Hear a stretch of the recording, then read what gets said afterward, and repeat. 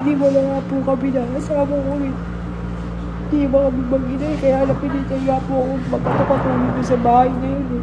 Ito ang mangiyak-ngiyak na pahayag ng isang fish vendor matapos itong arestuhin ng mga otoridad sa bahagi ng Barangay Singkamas, Makati City dakong alas 11 ng gabi kahapon lamang dahil sa pagtutulak nito ng ipinagbabawal na gamot.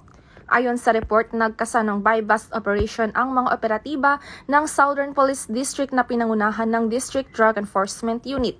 Nang positibong makabili ang pulis na naging undercover, dito na inaresto ang suspect na kinilalang si alias Mel, 41 anyos, at nakatag bilang high-value pusher ng Makati City. Nakumpiska sa kanya ang isang balot ng umano'y illegal na droga na may bigat na 50 gramo at may standard drug price na 340,000 pesos. Na-recover din ang mga perang ginamit sa transaksyon at isang cellphone.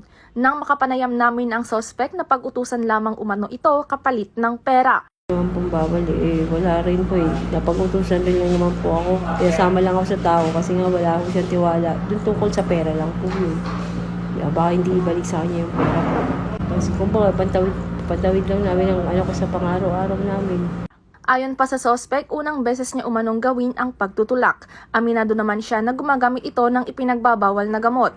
Makakasuhan ng paglabag sa RA 9165 o ang Comprehensive Dangerous Drugs Act of 2002 ang suspect at dadalhin sa kustodiya ng Makati City Police Station para ikulong.